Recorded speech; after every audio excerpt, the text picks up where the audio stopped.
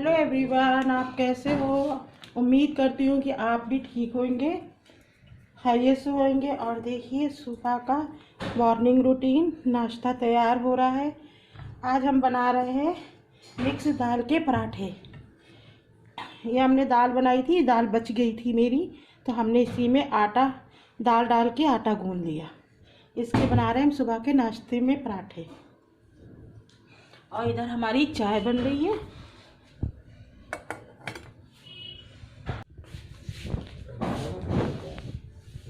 जया बेटी सो रही है, जया मैडम सो रही हैं। ये देखिए अंधेरा है, अंदर सब सो रहे हैं, बिस्तर सब फैले हुए हैं। सुबह के टाइम पे जो है कितना भी समेटी करो मगर फैल ही जाता है। रात में मैं समेट कर लेटती हूँ फिर भी सुबह फैला ही रहता है। और देखिए बाहर का नज़ारा।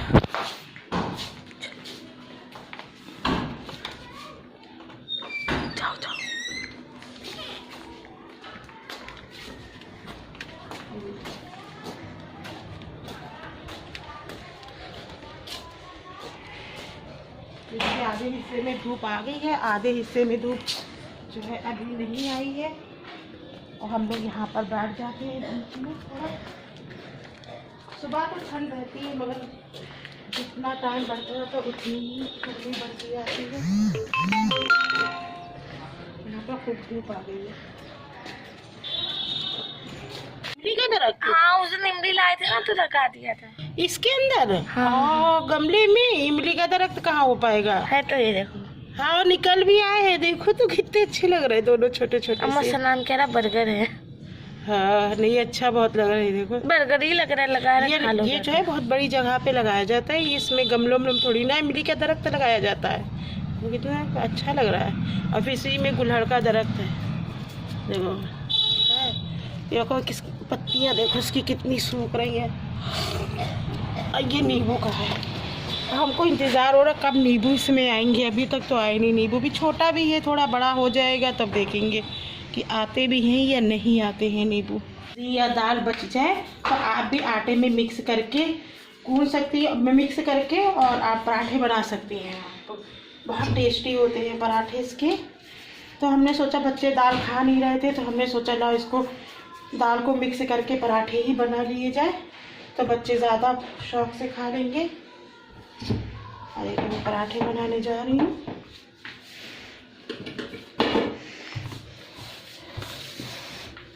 सुबह समझ में नहीं आता कि क्या नाश्ता बनाए क्या ना बनाए। और थोड़ी सी कसूरी मेथी भी डाल दी है, थोड़ी सी पिसी मिर्च और नमक, ये सब मैंने डाल के आटा गूंद लिया था। अब देखिए मेरा पराठा तैयार हो रहा है।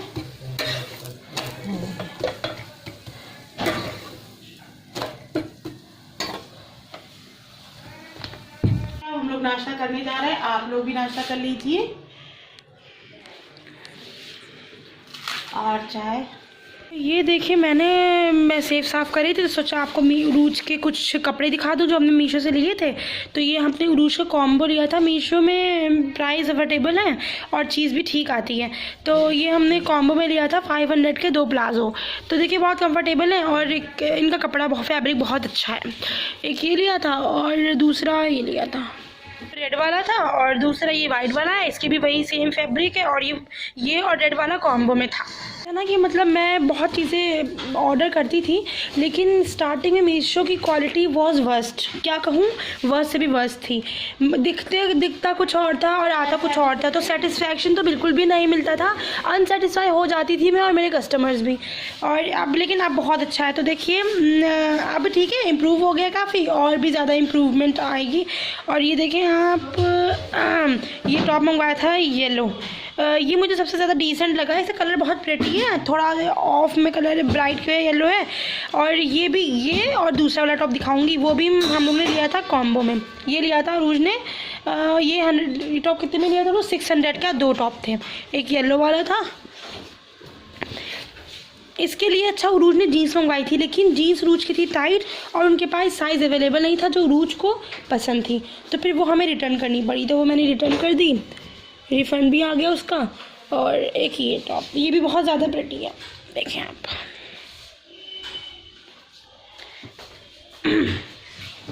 इसका फैब्रिक भी बहुत अच्छा है।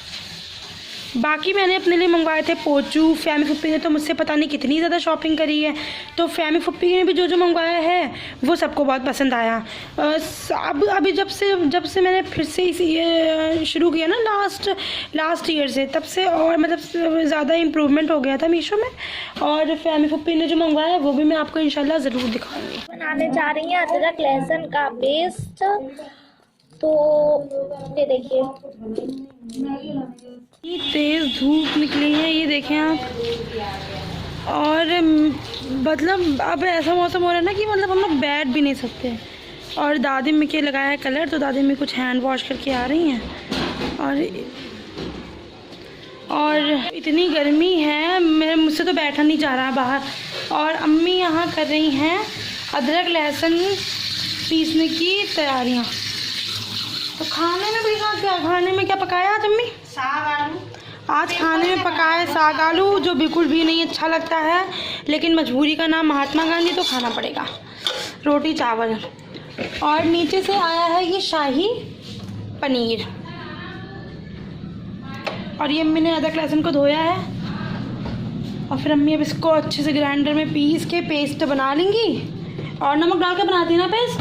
नमक और थोड़ा सा तेल, इससे ख़राब नहीं होता है, टेस्ट बढ़ता है। अच्छा, तो अम्मी कह रही हैं कि जब अदरक लहसुन पीसती हैं तो इसमें थोड़ा सा नमक और तेल डाल देती हैं, तो ये मतलब आप स्टोर कर सकते हैं, ख़राब नहीं होगा। चाहे गर्मी हो, ठंड में तो वैसे भी कोई चांस नहीं होती ख़राब होने की, गर्मियों में ही रहता है कि ख़राब। तो ये टेस्ट भी बढ़ जाता है इससे काफ़ी दिन तक।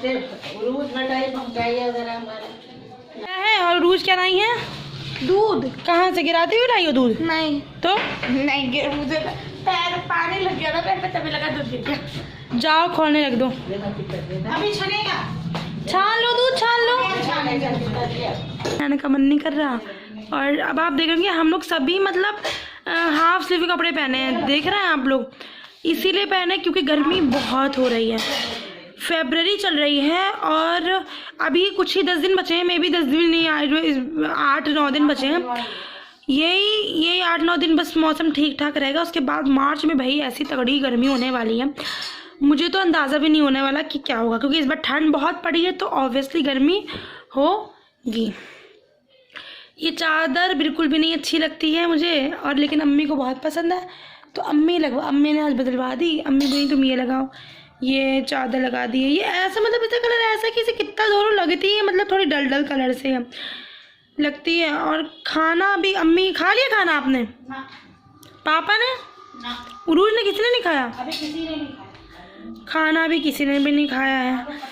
3 बजे आ जाएंगे कोचिंग के बच्चे पढ़ने, तो सोच रही हूँ खाना खा ही लूँ, और फिर देखती हूँ क्या करूँगी, लेटूँगी, थोड़ी देर आराम करूँगी।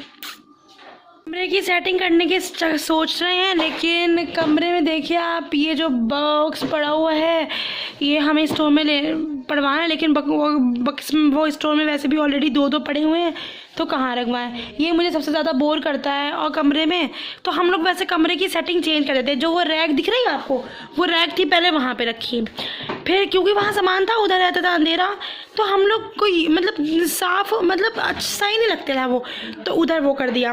फिर क्या होता है, ये ड्रेसिंग टेबल कुछ अब 2 साल से लेके पता नहीं जब से हम छोटे थे तब तक उस कॉर्नर में पड़ा था जहाँ रैक है।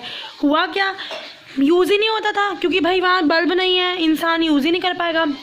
फिर एक दफ़ा हुआ ये कि घर पे हो रहा था पेंट, हम लोगों ने सोचा कुछ सेटिंग चेंज करें, तो फिर तो मैंने मम्मा को ये कहा कि ये इधर रखें, ये बल्ब के नीचे, ताकि हम लोग को सही दिखे, हम लोग यूज़ भी कर पाएंगे। तो खैर यहाँ रखा, तो तब से ही बहुत अच्छा लगने लगा। अब कोई शादी है, कुछ ओकेशन है, तो कुछ लोग बाहर तैयार हो जाते हैं आगे बाहर वाले मिरर पे, कुछ यहाँ हो जाते हैं, तो ये इसमें होने लगा फील। और बस मुझे बुरा सबसे ज़्यादा लगता है कि ये जो ड्रेसिंग, ये जो आप सोफ़े देख रहे हैं, सोफ़े 4, इसके मेज़ भी थी, मेज़ भी बहुत अच्छी थी, लेकिन मेज़ गई टूट, तो ये बाहर पड़ा रहता था। ईद में तो हम लोग बहुत अच्छा, ईद में सब सोफ़े बाहर डाल देते हैं कॉलम वगैरह बिछा के। बस सबसे ज़्यादा बोरिंग करता है, तो मुझे ये बोर करता है, पता नहीं। हम लोग ये सोचते हैं कि इसका कोई ना कोई इंतज़ाम करा जाए, भाई इसकी जगह पे हम अपना सोफ़ा डाल लेंगे तो लुक अच्छा आ जाएगा, इससे हमारा कमरा भी बड़ा हो जाएगा। स्टडी कॉर्नर बनाना चाहते, बन नहीं पाता है, क्योंकि घर है छोटा और चीज़ें हैं ज़्यादा, तो उस हिसाब से हम लोग को सेट करना पड़ा। और ये सब मचान वगैरह तो पुराने ज़माने के बने हुए हैं, इंशाल्लाह घर रिनोवेट होगा तब सब तुड़वाए दिए जाएंगे।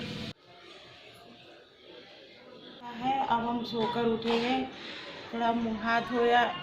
आज तो सुस्ती के दिन आ गए, दिल भी नहीं करता कि उठो सोकर। अब चाय बनाने जा रहे हैं। अब चाय में भी मेरी बन चुकी है चाय, आप लोग भी पी लीजिए आकर। की बन रही है चाय और मैं आपको दिखाती हूँ, धूप चली गई।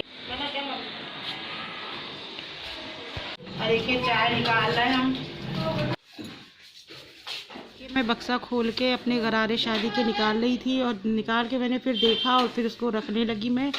और अब चलिए मुझे इजाज़त दीजिए, फिर सुबह नए ब्लॉग के साथ आपसे मुलाकात होती है। अच्छा, अल्लाह हाफ़िज़।